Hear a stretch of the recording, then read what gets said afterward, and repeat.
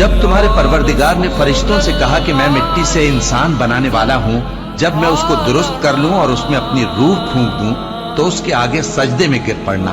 سو تمام فرشتوں نے سجدہ کیا مگر ابلیس کہ وہ اکڑ بیٹھا اور کافروں میں ہو گیا۔ اللہ نے فرمایا کہ اے ابلیس، جس شخص کو میں نے اپنے ہاتھوں سے بنایا اس کے آگے سجدہ کرنے سے تجھے کس چیز نے منع کیا؟ کیا تو غرور میں آ گیا یا اونچے درجے والوں میں تھا؟ بولا کہ میں اس سے بہتر ہوں کہ تو نے مجھ کو آگ سے پیدا کیا اور اسے مٹی سے بنایا۔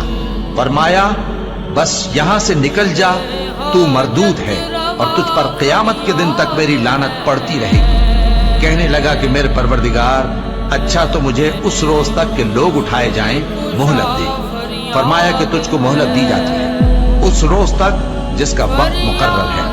کہنے لگا کہ مجھے تیری عزت کی قسم، میں ان سب کو بہکاتا رہوں گا سوائے ان کے جو تیرے چنے ہوئے بندے ہیں۔ فرمایا ٹھیک ہے، اور میں ٹھیک ہی کہتا ہوں کہ میں تجھ سے اور جو ان میں سے تیری پیروی کریں گے سب سے جہنم کو بھر دوں گا۔ اے پیغمبر، کہہ دو کہ میں تم سے اس کا صلہ نہیں مانگتا اور نہ میں بناوٹ کرنے والوں میں ہوں۔ یہ قرآن تو اہل عالم کے لیے نصیحت ہے اور تم کو اس کا حال کچھ وقت کے بعد معلوم ہو جائے۔